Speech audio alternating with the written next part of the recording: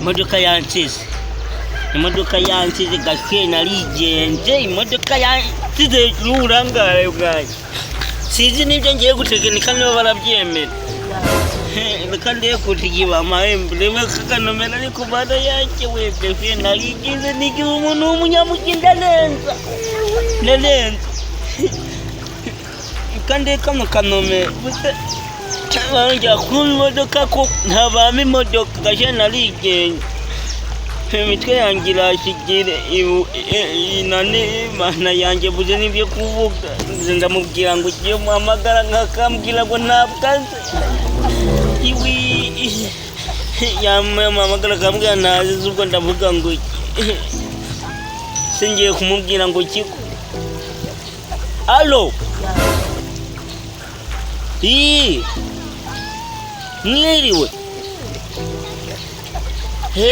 Hanjye ndaho nuko nagize ikibazo.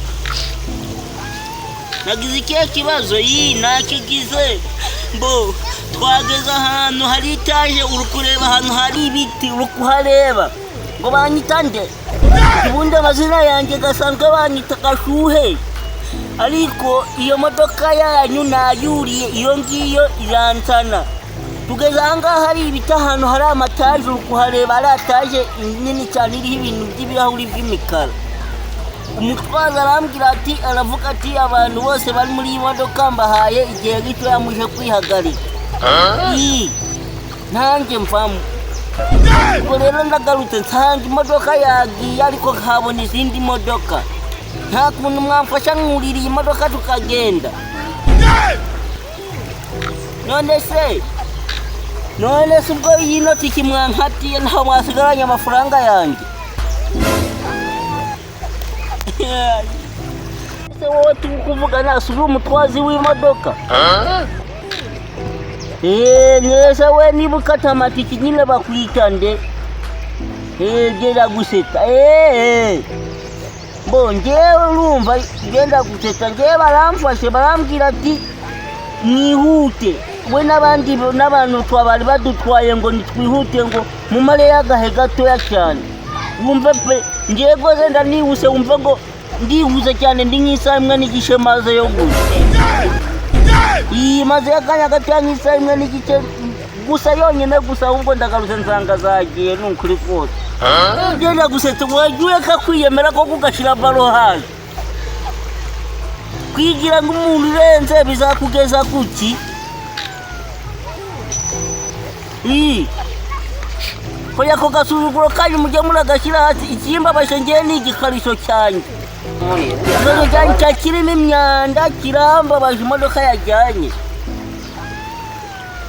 Igikare Yesu gitesheje agaciro naguzi yuko nabonye abandi bari kwinjira bafite imizigo. Ndavuga je nta murangatira icyo kunyinjiza mu modoka yanyu.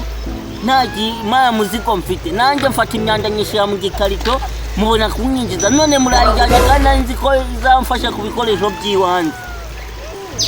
Kiriya gikarito kizamfasha mu bikoresho by'iwanze.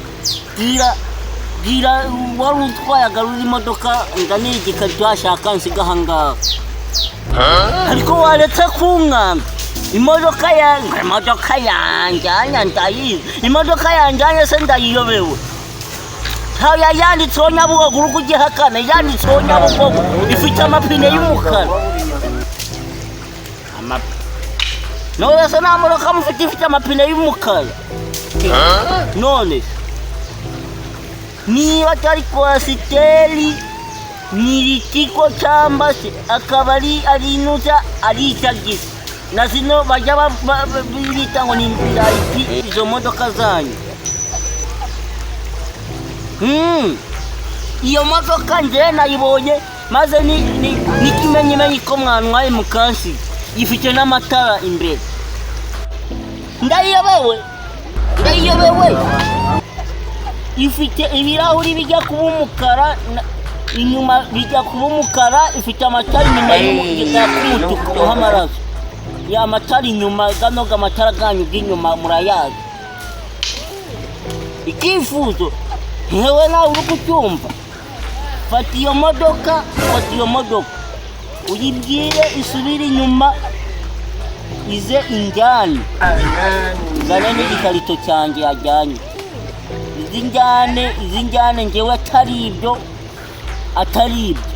njyewe ntabwo turakiranirana ntabwo turarangizanya utaje ku njyana urumva alo mugabo